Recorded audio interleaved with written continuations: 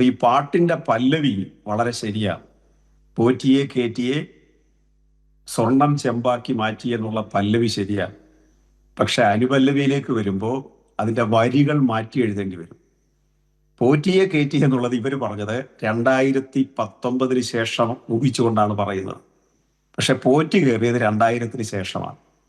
2000 ശേഷം കയറിയ പോറ്റിയുമായിട്ട് CPIMന്റെയും മുഖ്യമന്ത്രിയുടെയൊക്കെ പടത്തെക്കുറിച്ച് അവർ പറയുന്നത്, ഇപ്പോൾ ദേവസ്വം വകുപ്പ് മന്ത്രിയായിരുന്ന കടകംപള്ളി സുരേന്ദ്രനെ കാണാൻ പോറ്റി ചെല്ലുന്നു.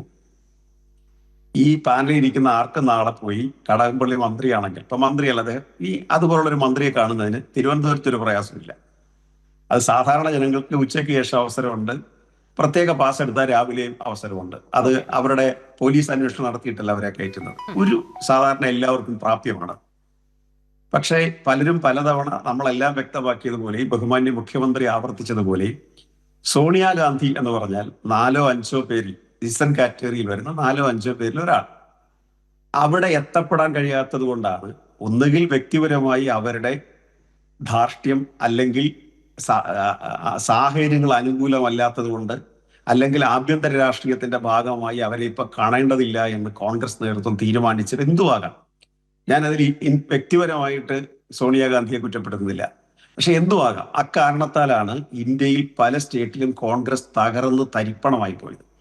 ഇപ്പൊ കേരളത്തിൽ ശ്രീ കെ കരുണാകരനും അദ്ദേഹത്തിന്റെ മകൻ ശ്രീ കെ മുരളീധരനും സോണിയാഗാന്ധിയെ നന്നായിട്ട് അതിന്റെ പേരിൽ ആക്ഷേപിച്ചിട്ടുള്ളവരാണ്. മദാമ എന്ന് വിളിച്ചിട്ടാണ് അവരെ ആക്ഷേപിച്ചത്. അവരുടെ വലങ്കൈയായി പ്രവർത്തിച്ച് കേരളത്തിന്റെ ചാർജുകാരനായി വന്നുകൊണ്ടിരുന്ന ശ്രീ അഹമ്മദ് പട്ടേലിനെ പറഞ്ഞത് ശ്രീ കെ മുരളീധരൻ പറഞ്ഞത് അലുമിനിയം പട്ടേൽ എന്നാണ്. അങ്ങനെയാണ് അവർ DEC ഉണ്ടാക്കുന്നത്. പക്ഷെ പിൽക്കാലത്ത് അവർ തിരിച്ച് കോൺഗ്രസിലേക്ക് പോയി. കാരണം CPIM മുന്നണിയുടെ ഭാഗമാക്കാൻ കഴിയാത്ത സാഹചര്യം CPIMനുണ്ടായിരുന്നു. അത് CPIMന്റെ ഇടതുപക്ഷ മുന്നണി പ്രശ്നമാണ്. അതുകൊണ്ട് അവർ തിരിച്ചങ്ങോട്ട് പോയെ. ഇല്ലെങ്കിൽ ശ്രീ കെ മുരളീധരനും പത്മജ ഇന്ന് BJP പോയില്ലായിരുന്നു. അവര് കേരളത്തിൽ ഇടതുപക്ഷ രാഷ്ട്രീയത്തിന്റെ ഭാഗമാകുമായിരുന്നു.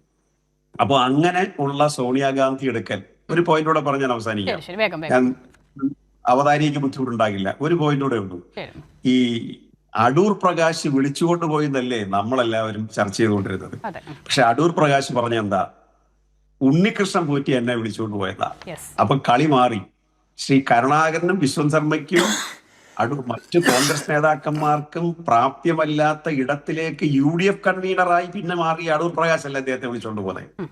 അപ്പൊ കളി മാറി ബേസിൽ. കാരണം സോണിയാഗാന്ധി എടുക്കൽ ഇവരെക്കാൾ വലിയ സ്വാധീനം ഉണ്ണികൃഷ്ണൻ പോറ്റിക്കുണ്ട് എന്നുള്ളത്. അപ്പൊ ഉണ്ണികൃഷ്ണൻ പോറ്റി വിളിച്ചിട്ടാണ് ഇവര് പോയത്. കാവിൽ വേല കാണാൻ വരുന്നോ എന്ന് ചോദിച്ചു പോകുന്നത് പോലെ ഉണ്ണികൃഷ്ണൻ പോറ്റി ഇവരെ വിളിച്ചവിടെ കൊണ്ടുപോയി ഇവരാ പറയുന്നത്. അപ്പൊ ഉണ്ണികൃഷ്ണൻ പോറ്റിയും സോണിയാജിയായിട്ടുള്ള ബന്ധം.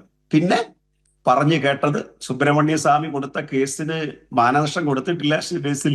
സുബ്രഹ്മണ്യ സ്വാമി പറഞ്ഞത് സോണിയാജിയുടെ സഹോദരിമാർക്ക് ഇത്തരം വിലപിടിപ്പുള്ള മൂല്യങ്ങൾ കച്ചവടം ചെയ്യുന്ന ബിസിനസ് വിദേശത്തുണ്ട്. ഒരു കാര്യം കൂടി, ആ ഫോട്ടോയുടെ ബാക്കിൽ ഒരു വിദേശി ഉണ്ടായിരുന്നു.